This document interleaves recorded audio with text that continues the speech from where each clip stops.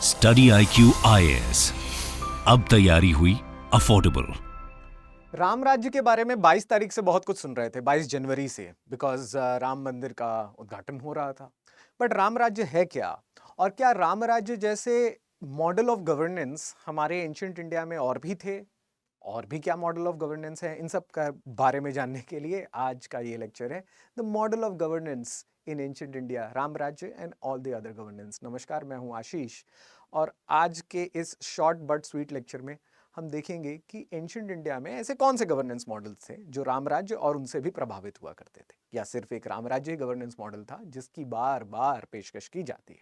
So let us start with our concept of Ram Rajya. ये किताब रामायण है जो हजारों साल से पढ़ी लिखी सुनाई बोली जा रही है, लेकिन रामायण जो सबसे पुरानी थी, वाल्मीकि जी ने लिखी, महर्षि वाल्मीकि जब लिख रहे थे, उसके 2 चैप्टर्स में हमें राम राज्य के बारे में डिस्कशन करने को मिलता है।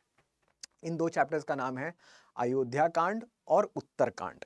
Ayodhya Kand interestingly is the part of the original Ramayan which has been written by Valmiki, but Uttar Kand, बहुत सारे स्कॉलर्स ये कहते हैं कि ये ओरिजिनल रामायण का पार्ट नहीं है। अयोध्या कांड में in the conversation between Ram and Bharat, जो उनके भाई थे, राम राज्य क्या है ये हमें पता चल रहा था। यानी कि जब राम को बाहर जाने के लिए, देश निकाला देने के लिए, यानी कि 14 साल के वनवास के लिए दशरथ जी ने कहा, तो वो कन्वर्सेशन कर रहे थे अपने नेक्स्ट किंग भरत से, और वो उन्हें बता रहे थे कि कैसे मिनिस्टर्स को अपॉइंट करना चाहिए, कैसे टैक्सेशंस होने चाहिए, कैसे सोल्जर्स को ट्रीट करना चाहिए, कैसे सोसाइटी को ट्रीट करना चाहिए। ये फर्स्ट पार्ट ऑफ राम राज्य बताता है।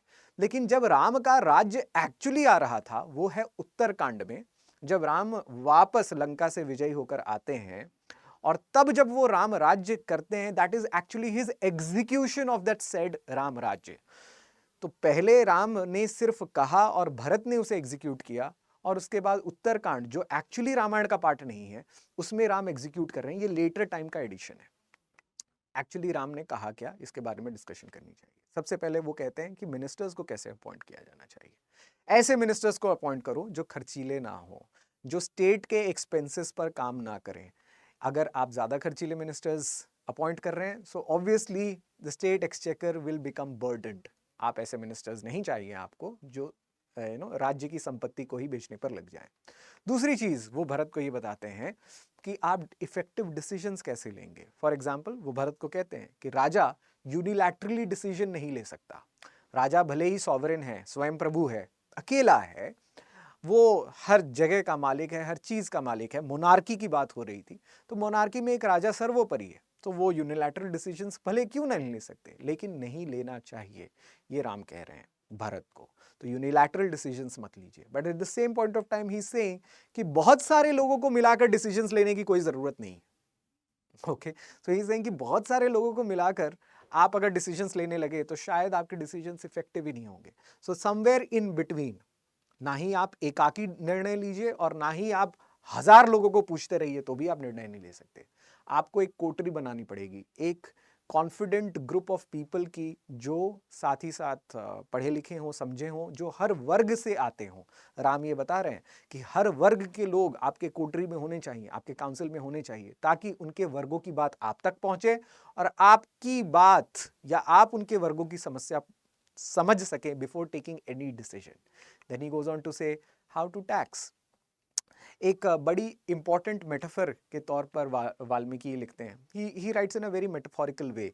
पोएट है तो पोएट मेटाफोरिकल तरीके से लिखते हैं। वो ये कहते हैं कि जिस प्रकार से सूर्य अपनी उष्ण के साथ तालाब और नदियों से पानी उठाता है, यानी कि the way sun evaporates water from ponds और लेक्स और इवन रिवर्स, उसी प्रकार से एक किंग को अपने प्रजा से टैक्स लेना चाहिए कि इतना टैक्स ना ले कि तालाब सूख जाए, और इतना भी ना ले कि वो ओवरफुल, ना ही ले कि जो ओवरफुल होता रहे। So you have to put it moderately.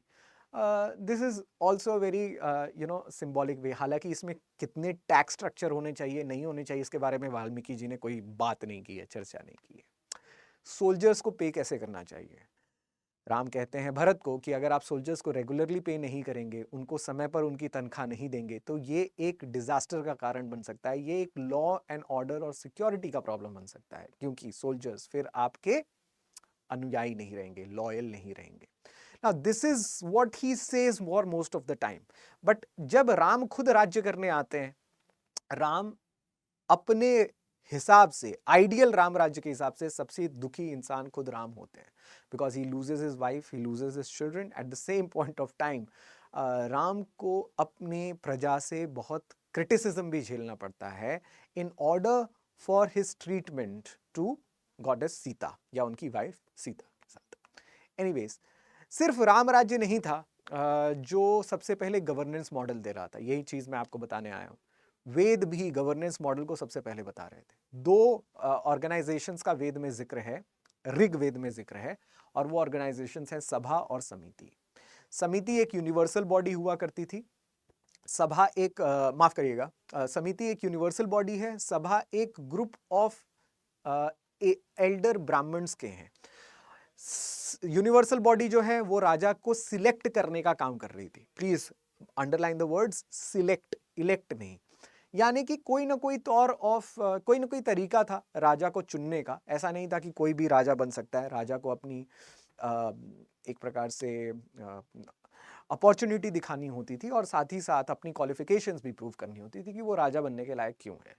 Eight the same point of time सभा एक ऐसी ग्रुप बनती थी, काउंसिल बनती थी, जो राजा को अहम निर्णय लेने में मदद करती थी। Okay, so it was a more of an executive group. But what became more important for us to understand कि बाद में राजा, पहले नहीं, बाद में in the later Vedic society raja hereditary बनने लगे। तो ये जो प्रथा है कि राजा का बेटा राजा बनेगा, ये पहले हमारी सोसाइटी में, वैदिक सोसाइटी में नहीं थी। राजा को चुना जाता था। एक कहानी है बुद्ध और अजातशत्रु की जो मुझे आपको बतानी थी, इसी से रिलेटेड। अजातशत्रु मगध के राजा हुआ करते थे और उसी टाइम पे बुद्ध भी विचरण किया करते थे। वो भी मगध से वैशाली, वैशाली से अंग, अंग से चंपा, चंपा से कौशल और लिच्छवीज, यानी कि बहुत सारे डायनेस्टीज के आसपास वो भ्रमण करते थे। तो अजातशत्रु ने बुद्ध को पूछा, एडवाइस के लिए अपने मिनिस्टर्स को भेजा बुद्ध के पास, ये पूछने के लिए कि मगध वज्जीज पर, वैशाली पर कैसे विजय प्राप्त कर सकता है। मगध साउथ में था, गंगा के साउथ में, वज्जीज गंगा के नॉर्थ में रहा करते थे, वैशाली उनके नॉर्थ में थी। तो अजातशत्रु को और उनके मिनिस्टर को बुद्ध ने एक एडवाइस दिया। उन्होंने क्या एडवाइस दिया? उन्होंने कहा कि जिस दिन आप वैशाली की सभा और समिति को भंग कर देंगे, जिस दिन उनके सभा और समिति को निरस्त कर देंगे, इनकंक्लूसिव बना देंगे, उस दिन आप वैशाली पर विजय प्राप्त करेंगे। That means to say that although Buddha उनको एक रास्ता बता रहे थे कि आप वज्जियों पर कैसे प्राप्त विजय कर सकते हैं, लेकिन साथ ही साथ वो ये भी बता रहे थे कि वज्जीज इतने स्ट्रॉन्ग हैं because of their organisations, because of their political organisations. So सभा और समिति अपने आप में बहुत स्ट्रॉन्ग हुआ करती थी। वज्जीज का ट्रेडिशन हुआ करता था 7700 राजाओं का। एनीवेज, तो सिर्फ वेद नहीं और सिर्फ रामायण नहीं, महाभारत भी, इनफैक्ट महाभारत सबसे ज्यादा ऑर्गेनाइजेशनल ट्रीटीज या गवर्नेंस ट्रीटीज के बारे में बात करता है सबसे ज्यादा। सो फॉर एग्जांपल महाभारत में शांति पर्व और राजधर्म पर्व है। ये दो पर्व हैं जो बहुत ही डिटेल में बात करते हैं about the state craft as the state governance structure. Interesting चीज ये है कि कन्वर्सेशंस रामायण में भी हो रहे थे और महाभारत में भी। सो ये कन्वर्सेशन हो रहे हैं भीष्म और युधिष्ठिर के बीच में। सो भीष्म सरशैया पर लेटे हुए थे। Bhishma had this power with him कि वो जब तक ना चाहें वो अपने प्राण नहीं त्याग सकते थे। तो उन्होंने सरशैया पर लेटे हुए युधिष्ठिर के साथ जो कन्वर्सेशन किया वो शांति पर्व और राजधर्म पर्व में लिखित है, चैप्टर्स में लिखित है, और वही महाभारत का सबसे इंपॉर्टेंट स्टेट क्राफ्ट है। इसमें क्या बात की गई है? इसमें यह बात की गई है कि राजा के 36 गुण होने चाहिए। आप समझते हैं कि शायद शादी के समय में 36 गुण जो है मैच किया जाता है ब्राइड एंड ग्रूम का, बट भीष्म यहाँ पर कह रहे हैं कि राजा का 36 गुण होना चाहिए।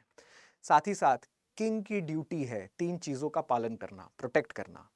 एक है परिवार, दूसरा है वर्ण, और तीसरा है प्रॉपर्टी, यानी कि जो भी संपत्ति। तो परिवार को आप प्रोटेक्ट करिए, वर्ण को, ब्राह्मण क्षत्रिय शूद्र वैश्य जो वर्ण वाली प्रथा है उसको प्रोटेक्ट करिए, और उनके संपत्ति को भी प्रोटेक्ट करिए, तब जाकर आप राजा का काम कर रहे हैं। देन ही गोज एंड कि टैक्सेशन कैसे लेना है। This is a very interesting concept. For example वो कहते हैं टैक्स ऐसा लीजिए कि जिससे वेल्थ क्रिएशन का प्रोसेस खत्म ना हो जाए। यानी कि आपने टैक्स ले लिया और फिर आगे किसी को मन ही नहीं किया, किसी पूंजीपति को मन ही नहीं किया कि वो जो है आगे वेल्थ क्रिएट करे या employment they. So this was a bit more decisive than what Ramayana told us. So this was building on Ramayana. उसके बाद महाभारत जैसी टेक्स्ट जिसमें वॉर एक मेन प्ले है, उसमें यह कहा गया युधिष्ठिर को बाय भीष्म कि आप ज्यादा कैपिटल पनिशमेंट्स मत दीजिए, फांसी पर मत चढ़ाइए, लोगों को मारिए मत, उनके क्राइम्स के हिसाब से उन्हें पनिशमेंट देना चाहिए। मान लीजिए अगर कोई चोरी का पनिशमेंट या चोरी का क्राइम कर रहा है तो ऐसा नहीं कि उसके पकड़ के हाथ काट दिए गए, ऐसा नहीं होना चाहिए। कमेंसुरेट होना चाहिए पनिशमेंट, जैसा काम वैसा पनिशमेंट, बट फिर भी कैपिटल पनिशमेंट से बचिए, capital punishment should not be allowed. This was a very interesting part in Mahabharata. और इसके बाद में बिल्ड होते हैं और भी बहुत सारे theories of governance. But before I go to the other theories of governance in ancient India, I want to make you remind that P2I batches हमारे लॉन्च होने वाले हैं 16 फरवरी से। At the same point of time our batches of SIP are also launching, that means success in prelims are also launching. Provided आपको heaviest discount मिलेंगे, provided you use the code ASHLIVE। अगर आप discount ये code use नहीं करते हैं तो आपको डिस्काउंट्स नहीं मिलेंगे। मेन मुद्दा क्या है? मेन मुद्दा डिस्काउंट का नहीं है, मेन मुद्दा है कि आपका एक गोल है that you have to clear UPSC civil services. बहुत सारे जगहों पर मैंने देखा है उनका गोल है कि प्रीलिम्स क्लियर करना है, कुछ लोगों का गोल है मेंस क्लियर करना है, बट P2I का गोल है प्रीलिम्स से इंटरव्यू तक का। यानी कि हम आपका हाथ एक बार पकड़ेंगे तो प्रीलिम्स से इंटरव्यू तक की सफर तय करेंगे, राइट? इसमें नया क्या है? प्रीलिम्स की तैयारी आप हमारे साथ ऑनलाइन मोड में करते हैं, लेकिन साथ ही साथ मेंस की तैयारी आप ऑफलाइन मोड में भी करते हैं। इन अ वे दैट आप मेंस जब देने बैठेंगे, जब आप प्रीलिम्स क्लियर करते हैं तो आप मेंस देने बैठेंगे, at that point of time we will take 4 months extra lectures in an offline mode at no added cost। कोई भी एक्स्ट्रा कॉस्ट नहीं होगा, जो कॉस्ट आप दे रहे हैं उसी कॉस्ट में होगा ये। So use this opportunity so that आप प्रीलिम्स, मेंस और इंटरव्यू तीनों की तैयारी हमारे साथ करें। इंटरव्यू के सेशंस भी हम आपको एट नो एडेड कॉस्ट लेंगे। P2I बैचेस के मेंबर होने का मतलब ये है कि भैया 1.5 साल की तैयारी पूरी की पूरी मुकम्मल तौर पर आंख बंद करके एक जगह सब कुछ होगी, चाहे वो मेंटरशिप हो, टेस्ट सीरीज हो, करंट अफेयर्स हो, सब कुछ इसमें प्रोवाइड किया जाएगा along with lectures, so that you are able to holistically prepare for everything at one stop solution. So don't waste this opportunity if you have your goal clear in your mind। मैं जानता हूं कि ज़्यादा से ज़्यादा लोग जो ये देख रहे हैं उनका गोल बहुत ही क्लियर है। You have your goal clear in your mind, step towards that goal। The first step is always the hardest step and then it all goes building up, right? So अपना पहला कदम उठाइए। हिंदी में, इंग्लिश में, दोनों में courses available है, English में भी कोर्सेज अवेलेबल हैं, राइट? हिंदी और इंग्लिश बैचेस दोनों को मिलाकर।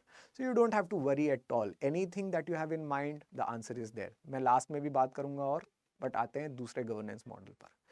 गवर्नेंस मॉडल की बात हो और आप कौटिल्य को भूल जाएं, ऐसा हो नहीं सकता। अर्थशास्त्र, चाणक्य मौर्यन टाइम पे सबसे पहला कंसेप्ट ऑफ गवर्नेंस ला रहे थे। वो चंद्रगुप्त और बिंदुसार के अंदर मिनिस्टर थे, बट ये टेक्स्ट जो है वो प्रिस्क्रिप्टिव है, डिस्क्रिप्टिव नहीं है। यानी कि ये नहीं बताती है कि मौर्य शासन काल में कैसा स्टेट स्ट्रक्चर चल रहा था, वो ये बताती है कि कैसा स्टेट स्ट्रक्चर होना चाहिए। आई एम होप कि आपको इसका मतलब समझ में आ रहा हो। यानी कि कैसा था वो हमें अशोक बताते हैं, लेकिन कैसा होना चाहिए, आइडियल स्टेट कैसा होना चाहिए, वो हमें चाणक्य बताते हैं। ठीक है, तो चाणक्य क्या कहते हैं? सप्तांग राज्य होना चाहिए, 7 अंग होने चाहिए राज्य के।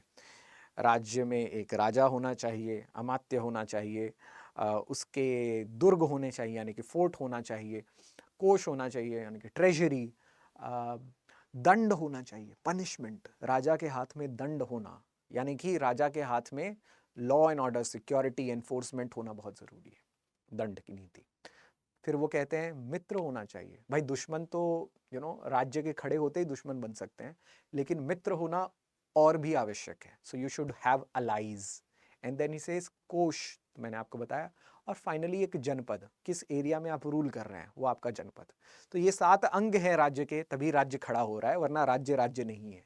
अगर इसमें से एक भी चीज़ नहीं है तो चाणक्य के हिसाब से राज्य राज्य नहीं है, वो राज्य की परिकल्पना ही नहीं है, वो that's not an definition of a state, right. So one of the first very definitions of state.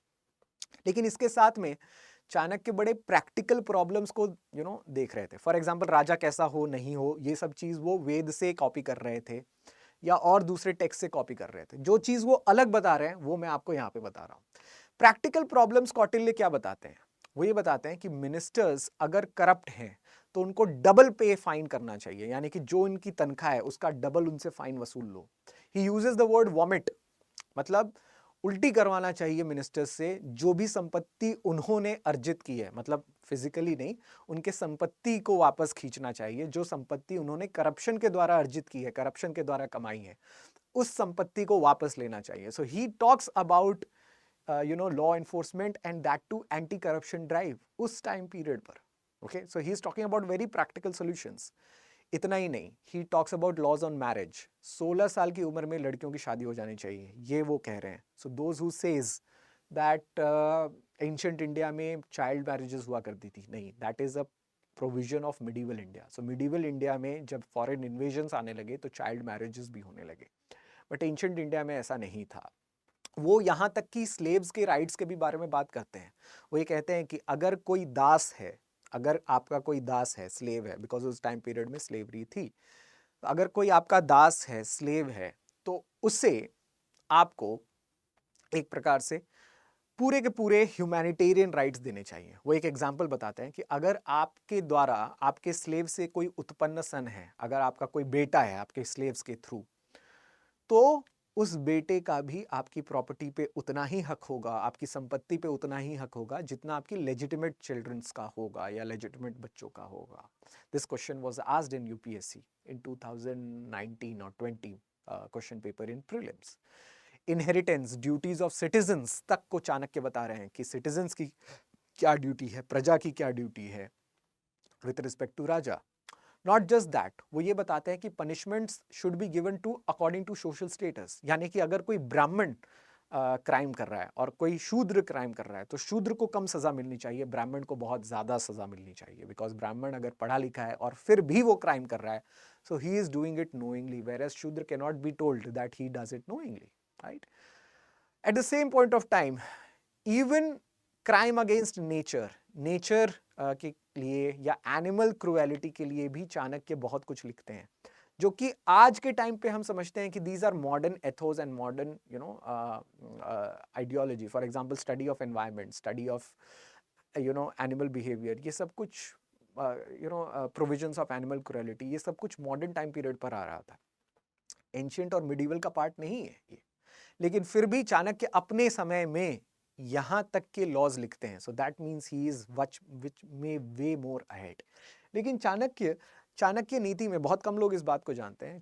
Chanakya नीति में दो लोगों की जिक्र कर रहे थे, दो टेक्स्ट का जिक्र कर रहे थे। इनफैक्ट वो चाणक्य नीति या अर्थशास्त्र जिसे आप कह रहे हैं, अर्थशास्त्र शुरुआत करते हैं दो लोगों को सैल्यूट कर कर, दो लोगों को प्रणाम कर कर, एक बृहस्पति और दूसरे हैं शुक्र। ओके, और वो ये कहते हैं कि बृहस्पति नीति और बृहस्पति स्मृति और शुक्र नीति, इन दोनों किताबों से उन्होंने बहुत कुछ समझा है। अब ये दो किताब हमारे पास है नहीं, आइडियली अवेलेबल नहीं है। उन किताबों का क्या, उसके बारे में मैं बात करूंगा, बट लास्ट में एक कंसेप्ट जो चाणक्य डिस्कस करते हैं, that is the concept of Yogakshema. योगक्षेमा का मतलब होता है नेचुरल वेलफेयर ऑफ सिटीजन्स, यानी कि जब सब कुछ सही होगा तो सिटीजन्स को प्रोटेक्शन मिलेगा और प्रोटेक्शन में बढ़ने का एक अपॉर्चुनिटी मिलेगी। इसे आप योगक्षेम कहते हैं, यानी कि वेलफेयर स्टेट का कंसेप्ट कहते हैं। अशोक ने इसी वेलफेयर स्टेट को उठाया था और अपने आप को एक पैटर्नलिस्टिक रूलर, एक पित्रात्मक सत्ताधारी व्यक्ति जो है वो बताया था। सो योगक्षेमा का कंसेप्ट लास्ट में चाणक्य नीति या अर्थशास्त्र में सबसे इंपॉर्टेंट है कि वेलफेयर स्टेट होना चाहिए, स्टेट सबके वेलफेयर के लिए है, ठीक है। सो मैं बात कर रहा था बृहस्पति और शुक्र की। सो बृहस्पति और शुक्र दोनों की किताबें हमारे पास अवेलेबल नहीं है। ये कुछ ट्रांसलेशंस के वे में मौजूद हैं, तो हमारे पास कुछ ट्रांसलेशंस हैं। That's it what we have now according to this translations. Shukra Niti जो है वो ज़्यादातर लॉ इन्फोर्समेंट के ऊपर फोकस करती है, कॉन्ट्रैक्ट्स के ऊपर फोकस करती है, फिलॉसफी टू मेक डिसिप्लिन्स, यानी कि अगर लॉ होगा तभी डिसिप्लिन होगी सोसाइटी में, अगर सोशल इन्फोर्समेंट होगा, अगर पुलिस होगा, तभी जाके लोग सही दिशाओं पर चलेंगे। ये शुक्र कहते हैं। लेकिन बृहस्पति कहते हैं कि अगर समाज में पॉलिसी मेकिंग होगी, अगर स्टेट पॉलिसी मेकिंग करता है, नीति निर्धारण करेगा, तब जाकर स्टेट चलेगा। यानी कि स्टेट को अगर पता नहीं है कि उसका गोल क्या है, तो स्टेट आगे नहीं बढ़ सकता। इसलिए नीति निर्धारण बहुत जरूरी है। ये दो स्कूल्स ऑफ थॉट्स हैं, ठीक है, कि एक लॉ बनाओ, बहुत सारे लॉ बनाओ, और दूसरे कहते हैं पॉलिसी बनाओ। आई होप यू अंडरस्टैंड कि लॉ और पॉलिसी में बहुत डिफरेंस है, ठीक है। Policy is a broad outline जो दिशा देती है, law is just enforcement of policy. लेकिन शुक्र और बृहस्पति स्कूल्स ऑफ थॉट्स और गवर्नेंस इंडिया में सबसे पुराने गवर्नेंस में से एक हैं, जिसकी पुष्टि, जिसका एक प्रकार से अटेंडेंस या जिसका एक प्रकार से टेस्टमेंट खुद चाणक्य दे रहे हैं। This is a very interesting one. इसीलिए ये हमारे लिए इंपॉर्टेंट है। बहुत कम लोग बृहस्पति और शुक्र की नीतियों के बारे में जानते हैं, because as I told you ये बुक्स हमारे पास अवेलेबल नहीं है। 1921 में एक फॉरेनर ने इसे एक ईस्ट इंडिया कंपनी के एक व्यक्ति ने इसे माफ़ करिएगा 1821 में ईस्ट इंडिया कंपनी के एक व्यक्ति ने इसे ट्रांसलेट किया था, और ये ट्रांसलेशन भी कोई ज़्यादा जिसे हम कह सकते हैं डिपेंडेबल ट्रांसलेशन नहीं है। So we don't find that books. बचा मनुस्मृति और गुप्ता टाइम पीरियड पे आने वाले कुछ इंपॉर्टेंट टेक्स्ट्स। अब मानव धर्मशास्त्र या मनुस्मृति अपने आप में काफ़ी कंट्रोवर्सी में रहता है। कंट्रोवर्सी में इसलिए बिकॉज ये कहा जाता है कि ये दलितों के खिलाफ है या लोअर कास्ट के खिलाफ है, और इसमें काफ़ी पैरोकियल नैरो व्यूज़ बताए गए हैं। लेकिन यहाँ पर हम मानव धर्मशास्त्र को एक हिस्टोरिकल टेक्स्ट की तरह देख रहे हैं। देखिए कि ये रिटन कब कब लिखा गया है। ये 2nd सेंचुरी एडी के टाइम पीरियड पे लिखा गया, जब इंडिया में बहुत सारे फॉरेनर्स आ रहे थे। Kushans, Parthians, Shakas, these were all Central Asian tribes या Central Asian group of invaders जो इंडिया में आ रहे थे और इंडिया के धर्म में भी मिल रहे थे, राइट। सो ये एक इन्फ्लक्स का टाइम था। सो मानव धर्मशास्त्र ये कहता है, this was a kind of a retaliation, जो ये कहता है कि फॉलो ग्राम धर्म को फॉलो करिए, कुल धर्म को, राष्ट्र धर्म को फॉलो मत करिए, ग्राम धर्म को फॉलो करिए, कुल धर्म को फॉलो करिए। मतलब अपने गांव में रहो, अपने कुल में रहो, राष्ट्र में क्या हो रहा है उसकी चिंता छोड़ दो। कुशान्स आ रहे हैं, पार्थियंस आ रहे हैं, शाकाज आ रहे हैं, उनको जाने दो।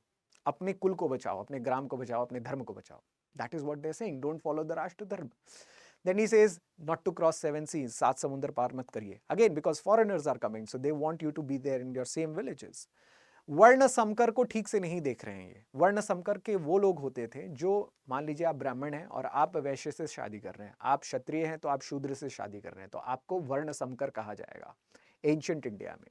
तो मानव धर्मशास्त्र या मनुस्मृति वर्ण समकरों को ठीक नहीं मानते थे, बिकॉज ऑलरेडी वर्णास चैलेंज्ड थे, ऑलरेडी बाहर से लोग आ रहे थे, ऑलरेडी बाहर से शाकाज आ रहे थे, कुशान्स आ रहे थे, पार्थियंस आ रहे थे, तो ऑलरेडी वर्ण को चैलेंज कर रहे थे। तो वर्ण व्यवस्था बनी रहे, इसलिए मानव धर्मशास्त्र ने अपनी काफी स्ट्रॉन्ग और काफी कंजर्वेटिव नियम बनाई, और ये उसी समय के लिए लागू थी। ऑब्वियसली आज के भारत में, आज के समाज में मानव धर्मशास्त्र या मनुस्मृति लागू नहीं होगी या समझ ही नहीं जाएगी उतनी, but that is the thing about it कि हिस्टोरिकल टेक्स्ट को हिस्ट्री के जिस समय लिखा गया उस समय से जज करना चाहिए, ना कि आज के समय से।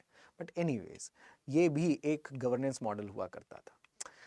याज्ञवल्क्य स्मृति और नारद स्मृति एक्चुअली आ रहा था गुप्ता टाइम पीरियड पे, यानी कि इस टाइम पीरियड के बाद। अब देखिए ये अपने आप में कितना इवॉल्व है।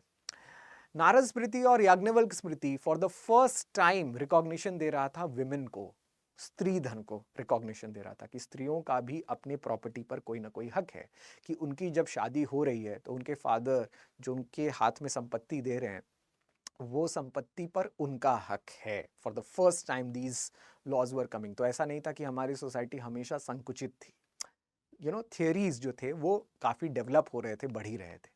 Eight the same point of time Kamandak Nitisar लिख रहे थे. जब कमंडक नीतिसार लिख रहे हैं, अगेन गुप्ता टाइम पीरियड पर लिख रहे हैं, for the first time he is saying कि स्टेट को फॉरेन रिलेशंस बहुत अच्छे से मेंटेन करना चाहिए. बाकी की सारी चीज़ें तो सेम हैं, बिकॉज वो वेद से कॉपी कर रहे हैं, मानव धर्मशास्त्र से कॉपी कर रहे हैं, या चाणक्य से कॉपी कर रहे हैं. इवन कमंडक जो हैं वो चाणक्य को या कौटिल्य को परम गुरु मान रहे हैं, जो ये कह रहे हैं कि हम उनसे ट्रेडिशन से कॉपी कर रहे हैं. But at the same point of time देखिए चेंजेस कैसे होते हैं. वो फॉर द फर्स्ट टाइम अगर कोई इंडियन टेक्स्ट कह रहा है कि इंटरनेशनल रिलेशंस पर ध्यान दीजिए, तो वो कमंडक कह रहे हैं. क्यों? बिकॉज गुप्ताज के एम्पायर का डिक्लाइन ही फॉरेन रिलेशंस के बिगड़ने के वजह से हुआ. गुप्ताज का डिक्लाइन हुन्स के इन्वेजन से होता है. तो कहते हैं कि अगर आपका फॉरेन अलायंसेस या आपके फॉरेन रिलेशन स्ट्रांग नहीं है, तो आपका स्टेट वैसे भी जा सकता है. तो सिर्फ इंटरनल मैटर्स को आपको सॉल्व नहीं करना है, फॉरेन रिलेशंस को भी सॉल्व करना है. You know, such an exclusive thought, such an exclusive and evolved thought, right? So India, ancient India की corporate governance या corporate structures या even state structures काफी इवॉल्व रही हैं. और सिर्फ राम राज्य नहीं, लेकिन राम राज्य के चारों ओर जो मंडल और जो श्रृंखला बनी है, number of such texts tells you about the rich cultural political history that we have had. So सिर्फ राम राज्य नहीं, बल्कि इन सब चीज़ों के बारे में भी समझिए, जानिए. I am sure that this will help you in writing essays. This will also help you in understanding ancient India in a deep philosophical as well as political way.